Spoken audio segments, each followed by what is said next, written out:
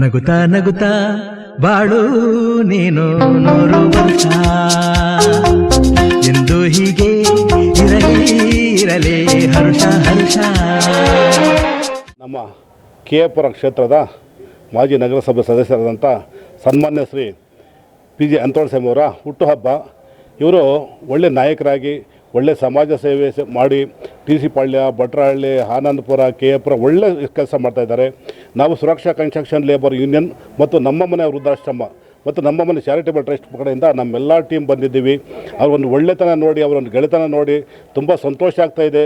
ಇವರು ಇನ್ನೂ ಹೆಚ್ಚಿನ ಸಂಖ್ಯೆಯಲ್ಲಿ ಬೆಳೆದು ಮುಂದೆ ಬಂದು ಜನಸೇವೆ ಮಾಡಿ ಜನಗಳನ್ನು ಅಭಿವೃದ್ಧಿಗೊಳಿಸಿ ಅನೇಕ ಕಾರ್ಯಕ್ರಮ ಅಭಿವೃದ್ಧಿಗೊಳಿಸಿ ಒಳ್ಳೆ ಕೆಲಸ ಮಾಡ್ತಾರೆ ನಮಗೊಂದು ಅನಿಸ್ತಾ ಇದೆ ಮೇಡಮ್.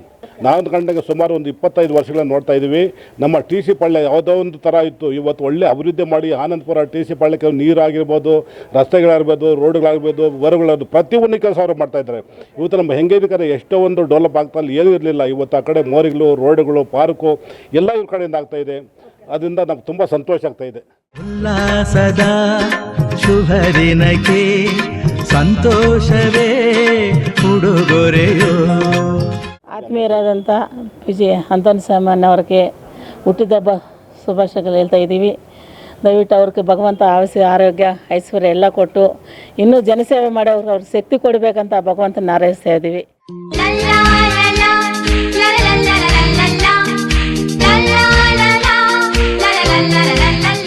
ನಗುತ್ತಾ ನಗುತ್ತಾ ಬಾಳು ನೀನು 100 ವರ್ಷ ಎಂದು ಹೀಗೆ ಇರಲಿ ಹರ್ಷ ಹರ್ಷ.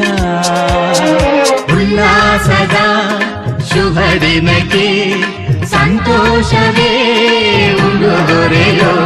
ಉಲ್ಲಾಸದ ಶುಭ ದಿನಕ್ಕೆ ಸಂತೋಷವೇ ಉಡುಗೊರೆಯೋ.